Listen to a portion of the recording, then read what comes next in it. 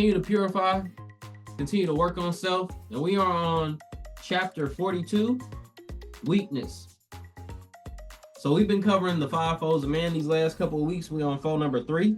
In chapter 40, the instability of man, he says, inconstancy is powerful in the heart of man, and temper swayeth whether it will. Despair engrosseth much of it, and fear proclaimeth it. Behold, I sit unrivaled therein, but vanity is beyond them all. So it links instability to vanity, but the first word in instability is inconstancy. So the first part of instability is inconstancy, but instability is linked to vanity. Okay, let's move on to the next chapter. Inconstancy, right? Nature urgeth thee to inconstancy. So let's go back. And then it says, nature urgeth thee to inconstancy, O man, therefore guard thyself against it at all times. Beware of irresolution in the intent of thy actions. So inconstancy, and then it talks about beware of instability in the execution.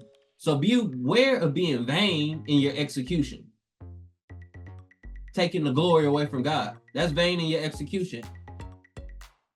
When Jesus, he healed the leper, he healed the blind, he healed the sick.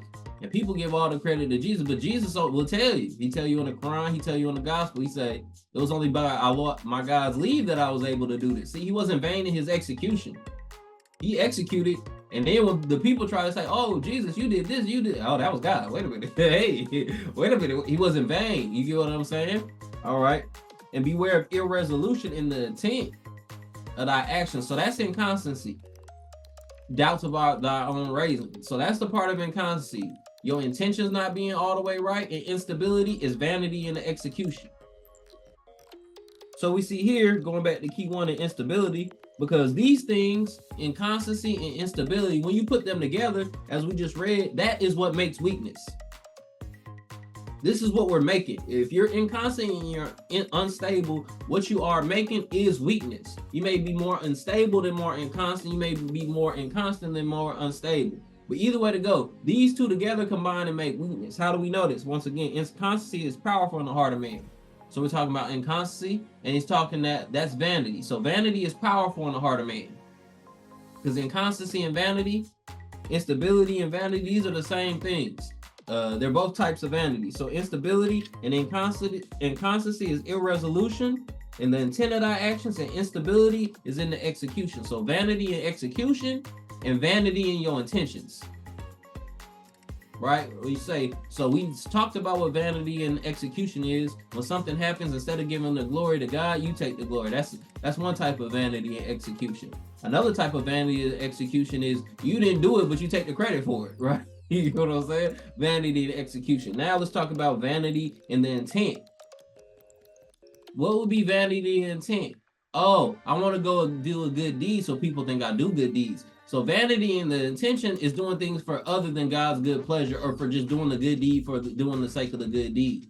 See, purity of heart, right? It tells you this. In the earlier chapters, it said the pure heart, we give love and we don't demand love in return. You get what I'm saying? So that's resolution in thy intent. I'm doing this just for the good of it. I'm doing this for the good of good of doing it. I'm not doing it so, Grand Sheik can say, oh, kings are good, my good secretary. I'm not doing this so whoever see me doing it like, oh, that's a nice person. See, that's irresolution in the intent by way of vanity. You want to be doing it to be seen of men. So we're seeing these are two different types of vanity. One is in the execution, which is, more as an active, not passive. So that's the manifestation, the act. And one is in the psychology, which is the intention. So you see in the inner and the outer. The inner vanity, which is instability. The outer vanity, which is inconstancy. Now, we go into weakness. Now here, we just said that the vain was talking about the instability, and these combine to make weakness. And what is the first key in weakness? Vain and inconstant as thou art. You see what I'm saying? So when you read them keys, you see it's teaching you about inconstancy in one way. What I'm talking about inconstancy is in your action, and it's teaching you about instability. And this is in the part of you can't see. The real you, the instability is in thy intentions. So you could be vain in both of these parts. And what does vanity do? Blindeth the heart of man from himself. So you can be blind and not see that your intentions are what's wrong. you got bad intentions, or you get what I'm saying, just vain intentions. And you could be vain in a way that you can't see that your actions is what's wrong.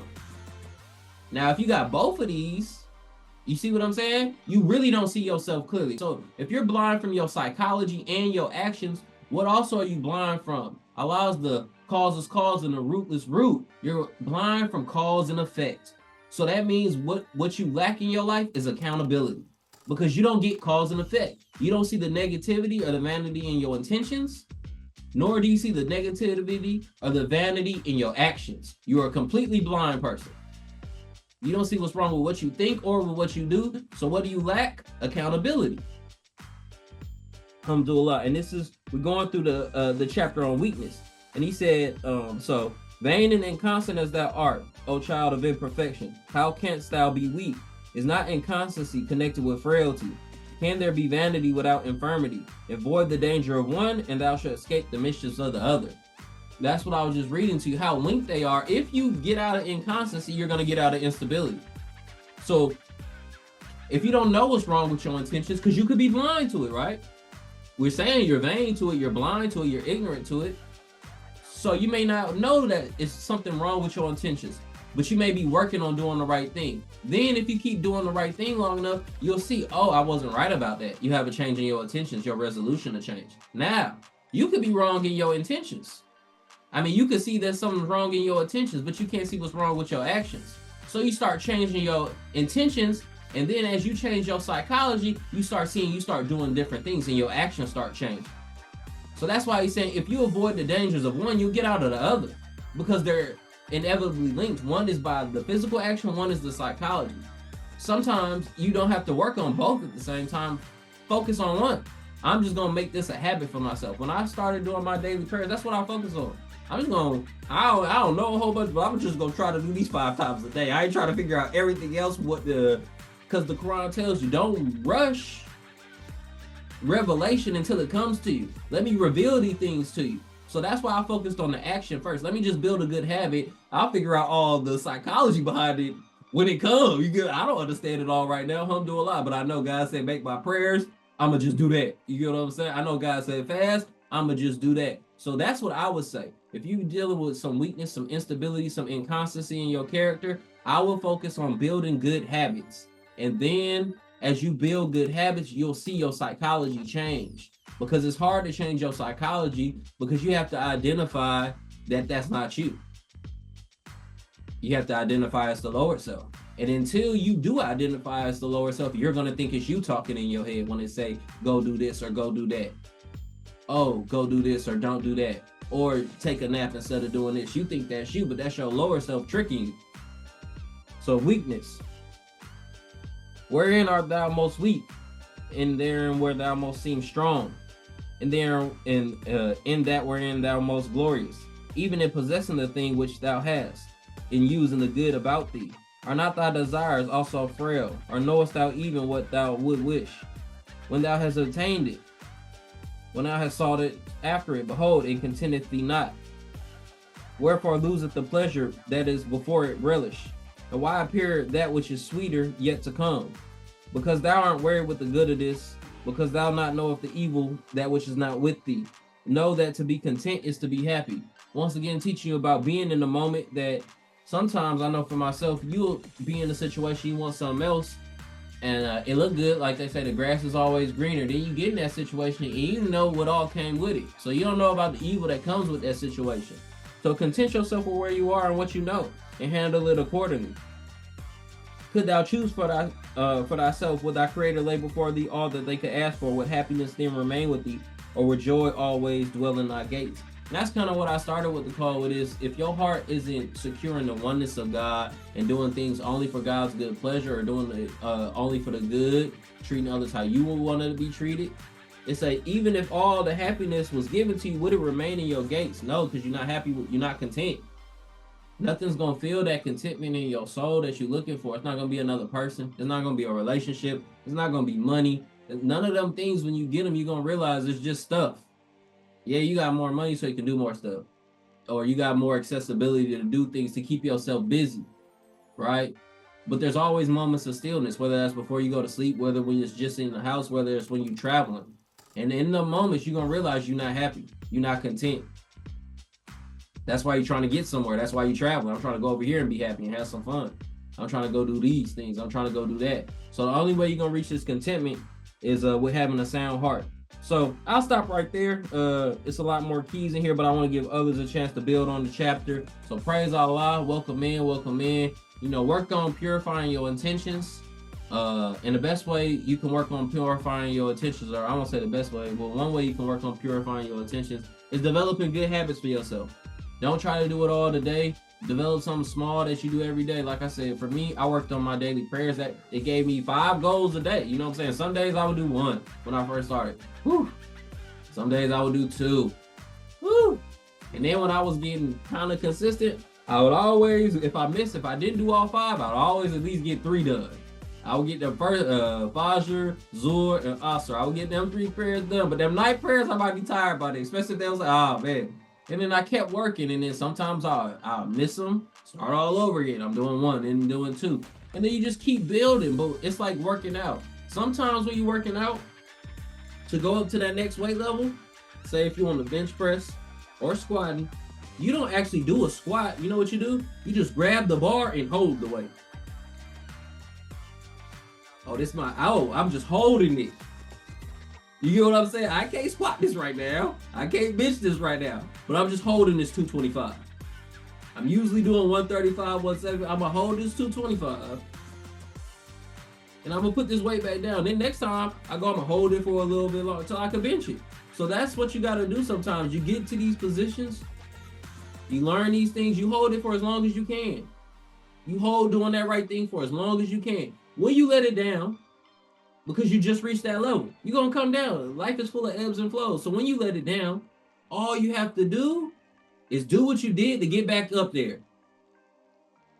All you got to do is repeat it. So that's what I'm saying. Don't do too much. Make whatever you're building for your habits a process that's repeatable.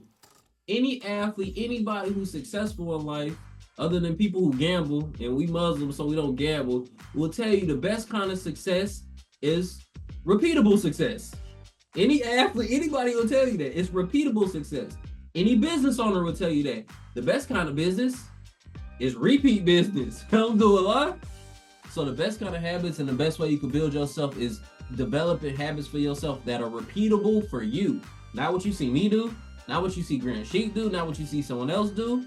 You get what I'm saying? Habits that you can repeat and work little by little on your day-to-day. And if you do that, inshallah, God willing, your intentions are clear, right? Because he said, irresolution in the intent of your actions.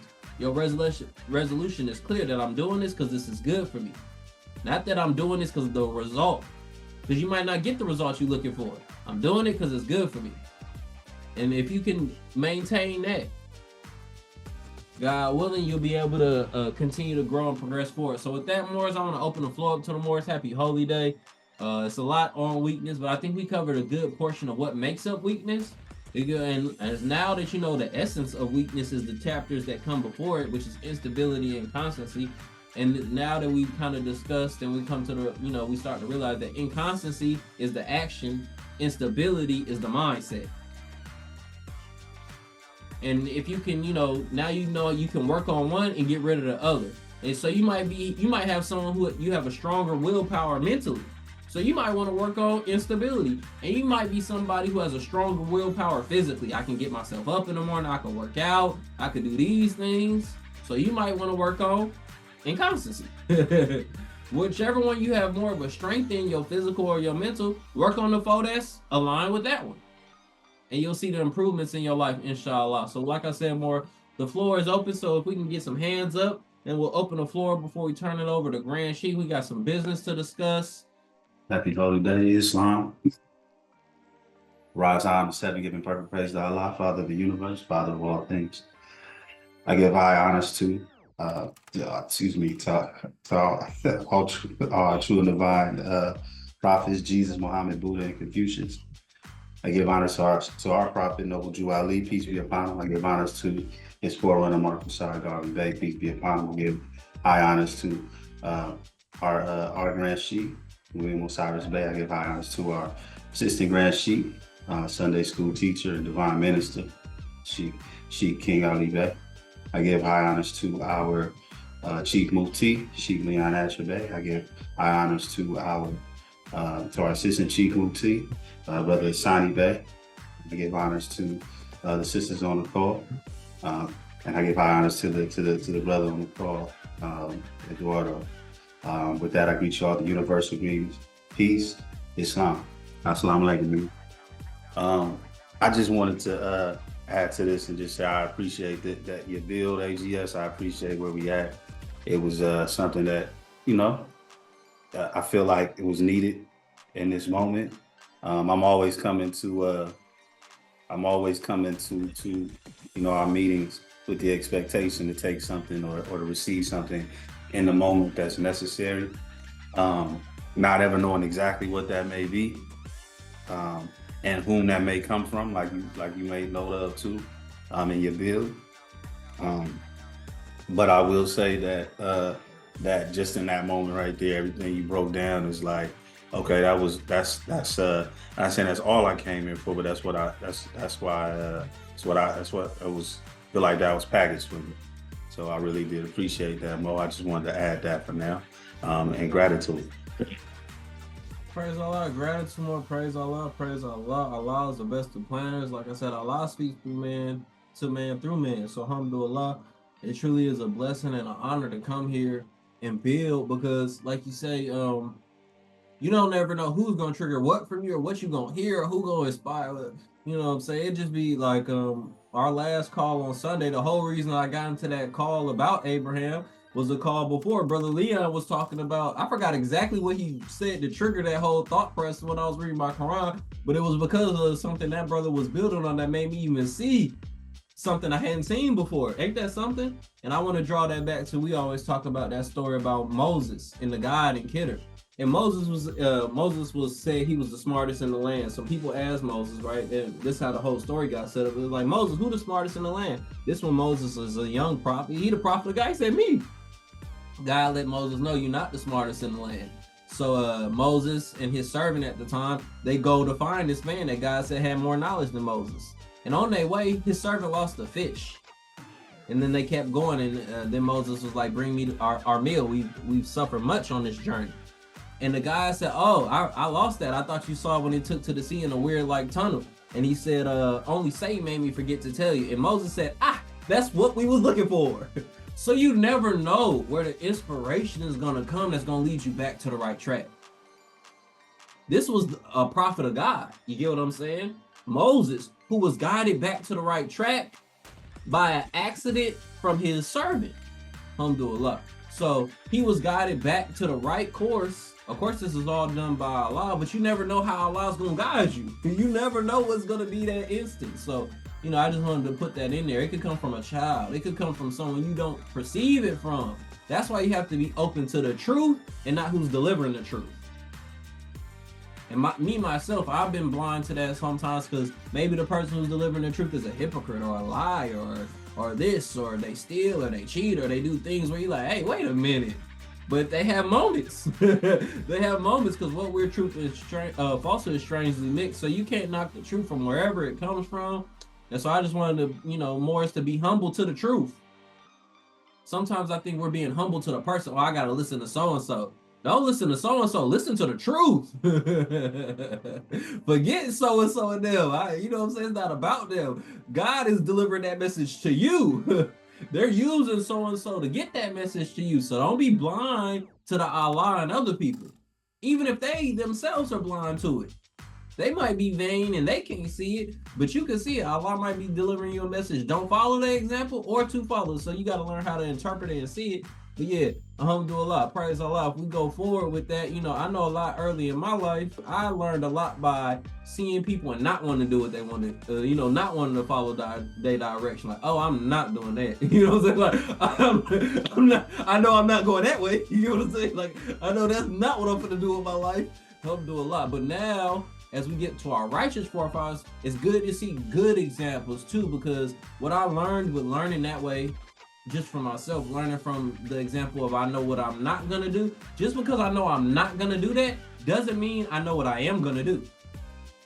And that was something that was tricky, and I didn't figure that out till way later in my life. I was so focused on not being a certain way that's all I was doing. I was just stopping there. But I wasn't really focused on what I could be. I was focused on what I didn't want to be. I don't want to be like this. I don't want to be like that. So my mind is focused on not doing those certain actions. But I'm not focused on what I can be, so I'm just stuck in this, I don't want to be that. And that's not much of a life. That's not much of a mentality. I don't want to do these things.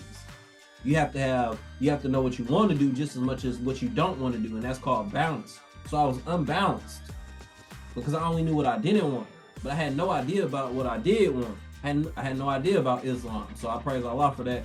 And once again, so be kind with yourself, because maybe you have one half of the equation right now. And I'm saying that not to anybody in general, but just in life. Maybe you only know parts of what you need to know.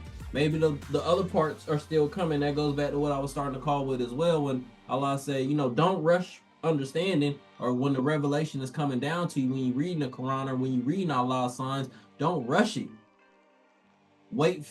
Just continue to do the good actions, and maybe He'll bestow that understanding on you. Because why? Why does it have to be bestowed on you based on your actions? That's why I told you to focus on your actions and not on the mindset, because the gifts of understanding are the treasures of Allah. So if you focused on having the treasure, but you ain't put in no work, what is that old saying? Faith without works is dead. So focus on putting in the action, and maybe Allah will give you the treasure of understanding.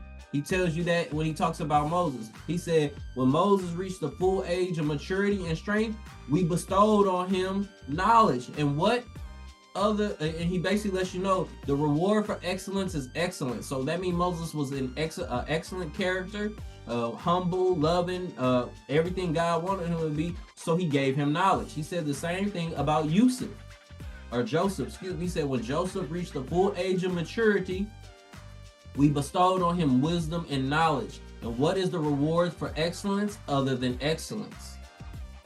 So once again, like I said, focus on being the best version of yourself, establishing good habits, and Allah will give you the psychology behind what you're doing. He'll give you the psychology. He'll teach you from His own presence.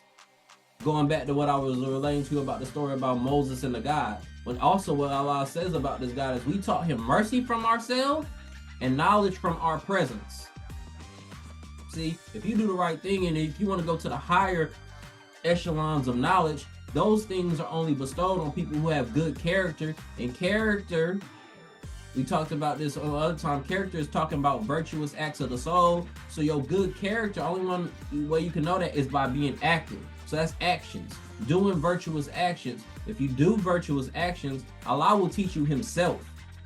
You won't need no teacher. You won't need no God. Allah, it tells you that in the Circle 7. Man don't need no middleman, no priest. He just go lay his hand in Allah's hands, and all is truly well. So if you do these things, if you work on building good habits in your life, like I said, Allah will teach you the psychology behind it. He will teach you why. He'll let you have not just the surface level understanding. You get what I'm saying? As I go through and I read the Quran and I read about the life of Prophet Muhammad, peace and blessings be upon him, Allah was teaching him the essence of things. He didn't have a surface level understanding of anything. You get what I'm saying? He was teaching them why things were built. For example, in the Quran, He says, when I talk about the essence of things, just so I can give you an example, and this is, like I said, this was a revelation that was being given to Prophet Muhammad. So He's teaching the essences of life. And what He say? Know it by its virtue. Know a thing by its essence. He said, when we're talking about the virtuous acts of the soul, He said, thinking, reason, will, and understanding. These are the faculties of the soul, but it's not its essence. He was teaching Prophet Muhammad, peace and blessings be upon him, the essence of things. For instance, mountains. We see mountains big. Okay, what are they here for? He said, we put mountains in the earth so that the earth, when it shakes, the whole thing wasn't shake. So mountains are here like pegs. So when the earth vibrates, everything don't vibrate with the earth. So He was teaching them what's the function of a mountain, not just seeing a mountain is beautiful. This mountain is here to do this. And this is what I mean by when Allah blesses someone with wisdom and understanding. He don't just see a thing and say, oh, that's mountains and we could build on it. He knows the essence of it, which means he has what?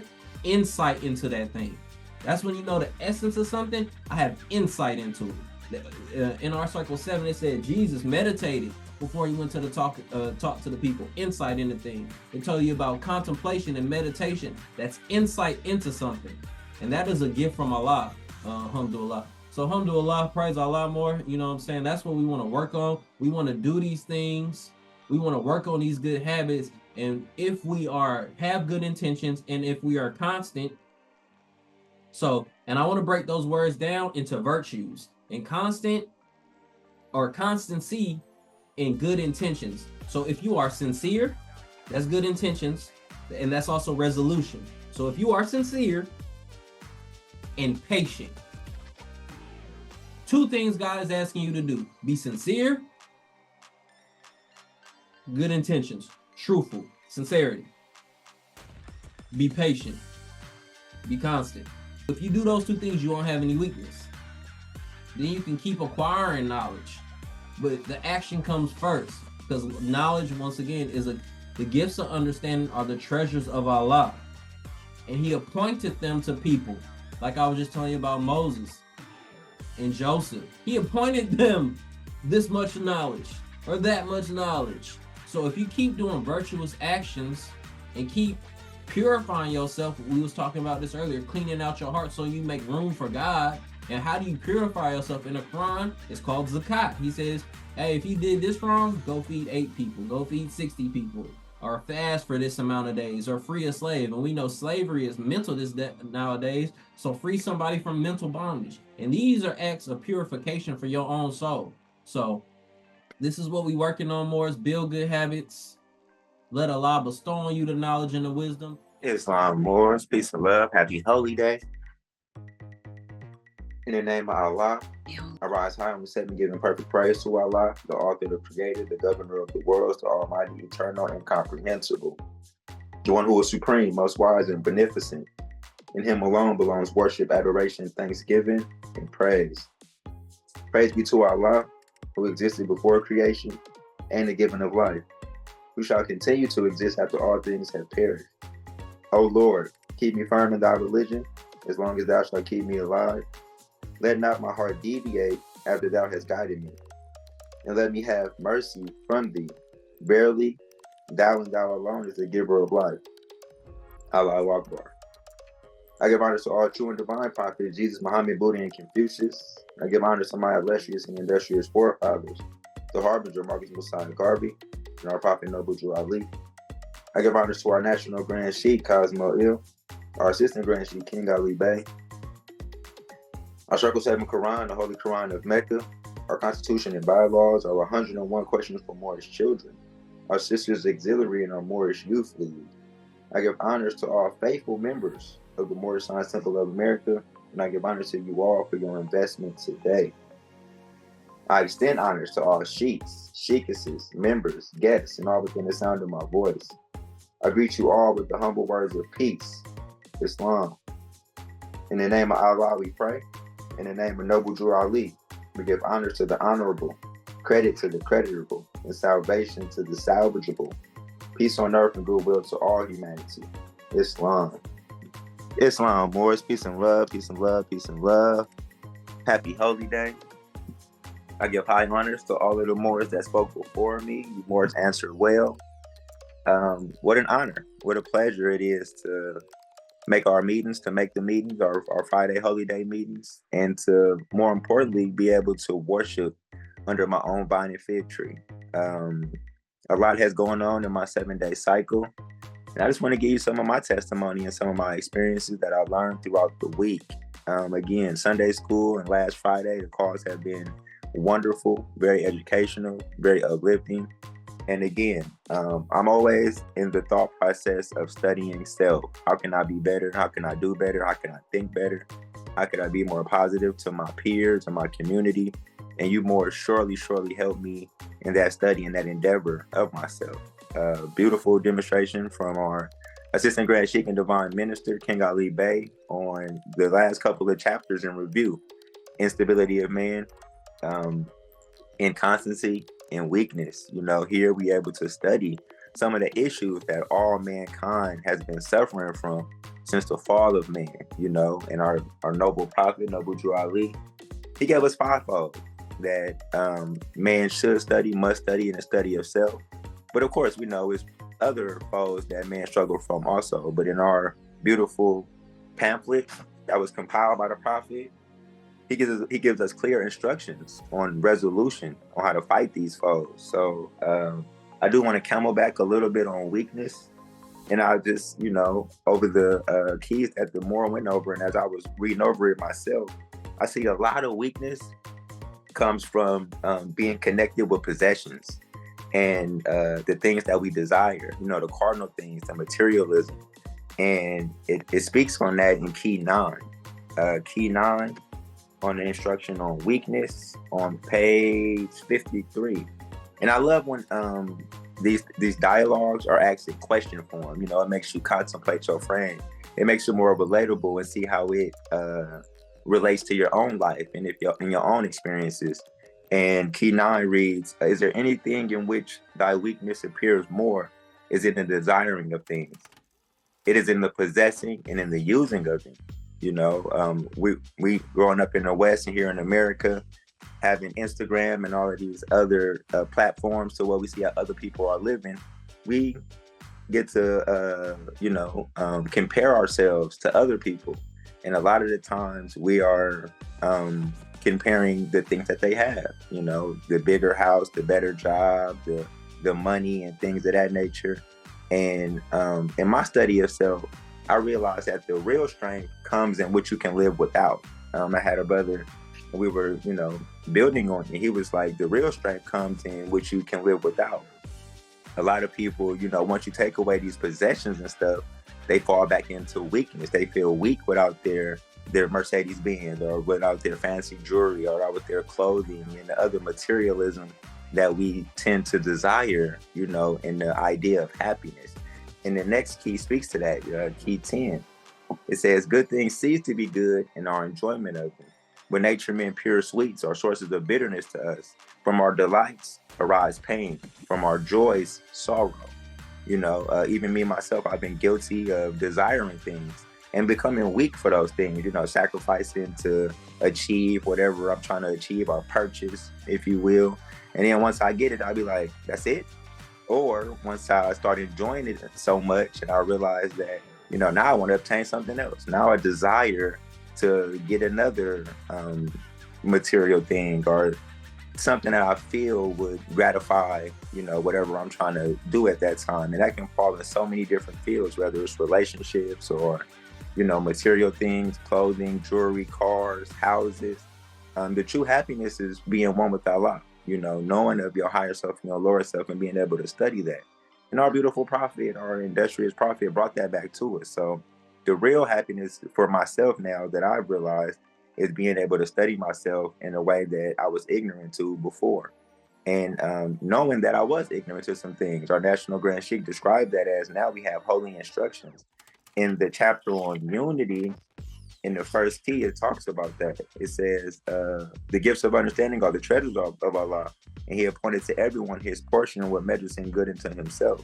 Have he endowed thee with wisdom? Has he enlightened thy mind with the knowledge of truth? Communicated to the ignorant for their instruction, communicated to the wise for their own improvement. So we were ignorant before we knew about these holy instructions that was brought back to us by our Prophet Noble Drew Ali. And I truly am humbled and honored to be able to come and build with you more, get counseling from you more, and to better myself so I can better my community, get my house in order. So, I just want to give high honors to the faithful members that take the time out to invest in themselves. High honors to you, Morris, for your sacrifices and dedication.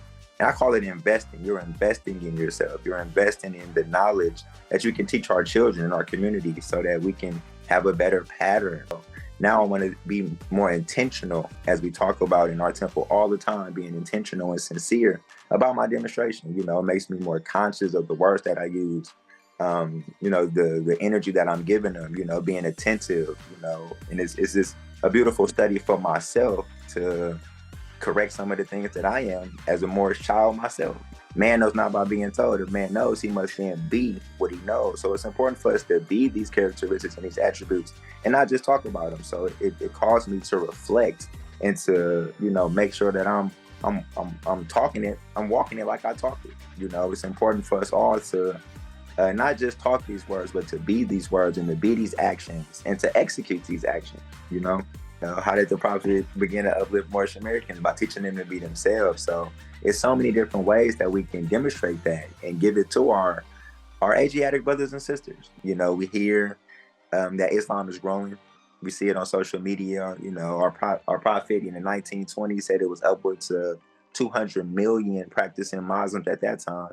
But now, you know, it might be close to 1 billion. But I'm starting to see it in real time that all nationalities are gravitating back home, back to God's religion. And it took me to a chapter on the origins, the divine origin of the Asiatic nations. And, you know, I came home and I immediately read it, and it, you know, it just correlated with my experiences of that day, which was yesterday. This is today's business, you know. So I just want to read that to remind us who the Muslims are and who we are as Moorish Americans.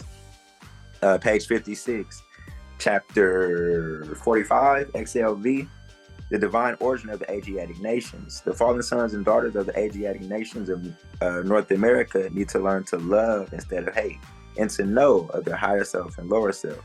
This is the uniting of the Holy Quran of Mecca for the teaching and instructions for all Moorish Americans, etc.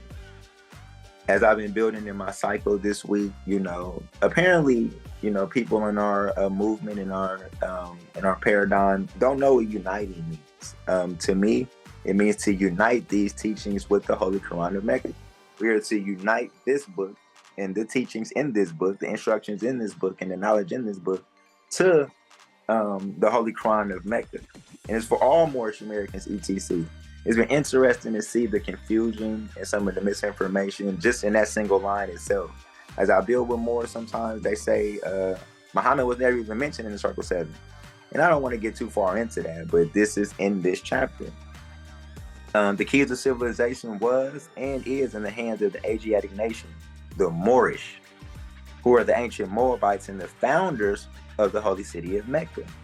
Islam, in our constitution and bylaws, in Act 6, it says at the bottom, the last sentence, it says the Moorish Americans are the descendants of the ancient Moabites who inhabited the northwestern and southwestern shores of Africa. So when he talks about the Moabites, he's referring to you. You know, it's in our Circle 7, it's in our divine constitution and bylaws. And it further goes on to say that we are the founders of the holy city of Mecca.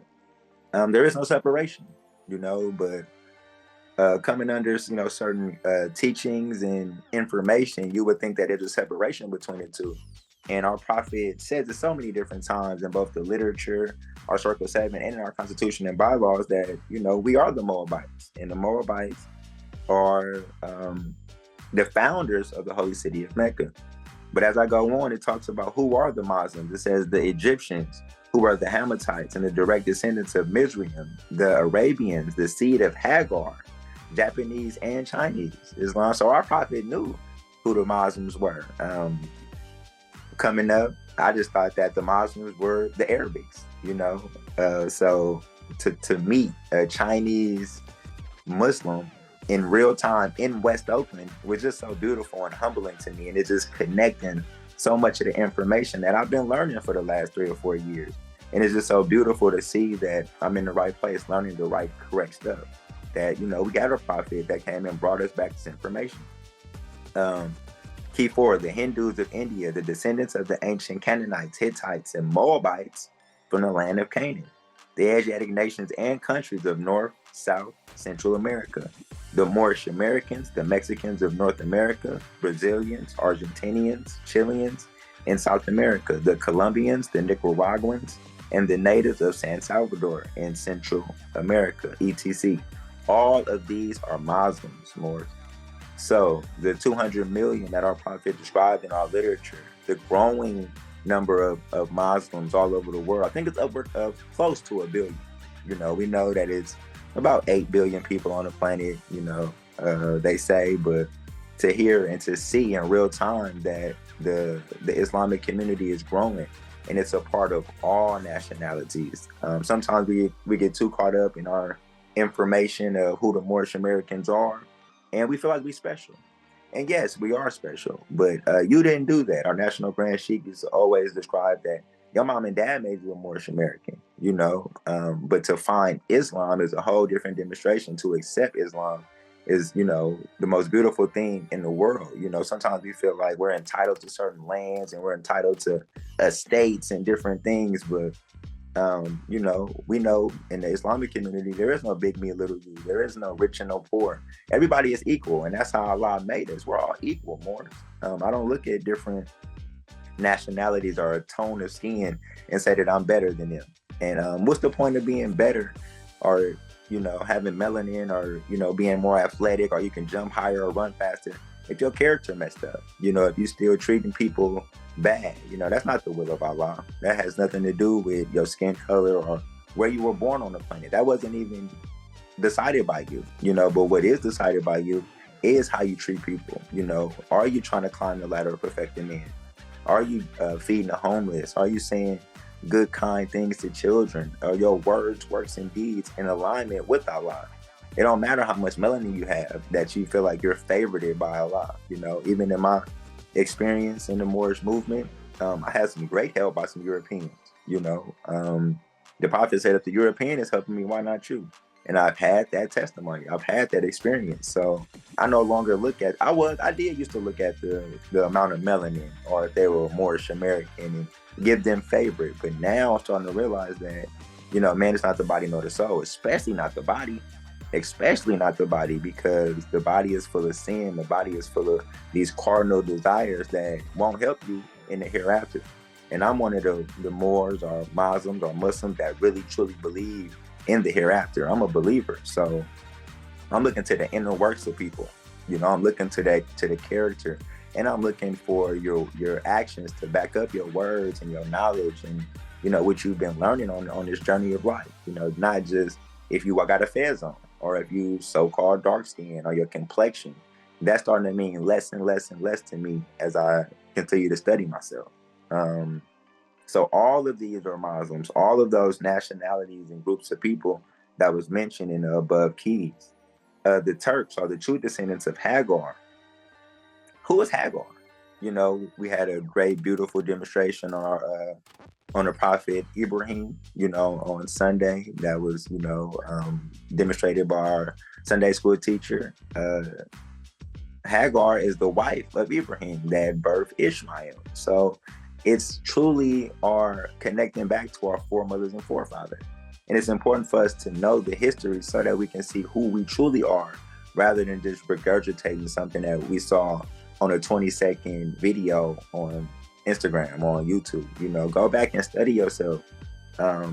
Very, very important for us to go back and read the Holy Quran of Mecca. Read your Bible. You know, read these things rather than just hearing something that somebody that you thought sounded articulate, or that you thought was a scholar, and that may have misled you or misinformed you to think how they wanted you to think. So you'll be surprised at how many people call themselves Christians that never read the Bible.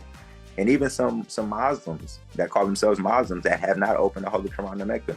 It took me, just to be transparent, it took me about a year, maybe longer, to really open up the Holy Quran of Mecca. But when I did, I had some of the vocabulary that was left to me by our Prophet in our 101 Questions for Moorish Children. I knew that this was the uniting of the Holy Quran of Mecca. So, and it was written during a time where our people was coming out of slavery. You know, our Prophet came in 1886, and he already had this demo laid down by, you know, the early 1920s. So our people were still, you know, coming out of that Christian mindset, you know, off the plantation, if you will. So he was connecting the missing years of Jesus. And it's just beautiful how he all laid it out, you know, the blueprint or the playbook for us to connect back to Islam, you know. So the Turks are the true descendants of Hagar, who are the chief protectors of the Islamic creed of Mecca, beginning with Muhammad the First. Who was Muhammad the First? You know, that's Prophet Muhammad, peace be upon him. And the founder of the uniting of Islam by the command of the great universal God, Allah, Islam. So seeing this stuff in real time, being able to press hands and, you know, give greetings in Arabic to a Chinese person, a Mexican brother, in our Arabic parents of these 4-year-old children, back to the 4-year-old children, and being in a position to show them, and mentor them from a male figure that looks like them, but I can show them a better way, through the teachings of our Prophet Noble Drew Ali, and through the teachings of our Prophet, through the teachings of the Moorish Temple of America. So it's an honor, Moors, to, be in this position. I love it here, Moors. I look forward to coming here and learning, more and more from all of you. This is like our city hall meeting. So much can be discussed in this 2 hours. Again, this is a platform for the members to speak up, to talk about some of the issues that's going on in our community and how we can give resolution. How can we fix some of these things? The Moors came here. You Moors came here because you thought your condition can be better.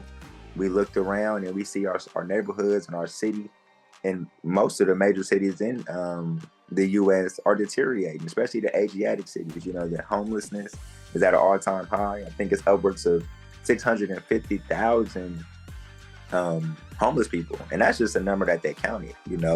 That's not all the documented homelessness in America. And how far are we from being homeless? The rising cost of living, groceries, inflation. It's important. Our prophet said, if I were you, I would get ready before I'm forced to do so. And he gave us everything we need to save ourselves. The first thing we have to recognize was our thoughts were wrong. We were taught some things that wasn't beneficial to the growth of our community and to ourselves. So a lot of information became detrimental to our people and to our community. But now, these ancient lessons have been brought back to you. And now it's just up to us to have that saving power, to have that salvation and bring it back. And, now we can teach our children as being Moorish American children. And I just want to say happy Holy Day, Moors. It's just a beautiful, beautiful experience and purpose that we are able to achieve now here as Moorish Americans. So, high honors to all of you for your investment. You're investing in yourself tonight and in the Moorish movement. And you'll get your reward, for your deeds from Allah. Just stay constant. Use the tools, to fight off these foes. Use them to the best of your ability, and counsel each other. Patience. That was something that we talked about earlier in our weekly demonstrations. We're counseling each other to patience. And in the Moorish American movement, a lot of people say, nationality is the order of the day. But we have our nationality now. We in the Moorish Temple of America, so we know we Moors. But now we're trying to purify. We're trying to be able to accept our King, accept our Prophet Noble Drew Ali, accept love, and be able to teach love in a righteous way. And to be able to do that, you must purify. You must clean. Keep our hearts and minds filled with love and our bodies clean with water. And as Muslims, we do that. We do that 5 times a day, or we're prescribed to do that 5 times a day. Life moves fast at you. We have to work. We have to do things. We travel, but it's prescribed that we clean up and wudu, 5 times a day, and give remembrance to Allah. So that itself helps purify your actions and your deeds and your thought process, knowing that Allah is closer than your jugular vein, knowing that He's the all-knowing, all-seeing. I just get caught up being home alone, and I be like, I'm not home alone.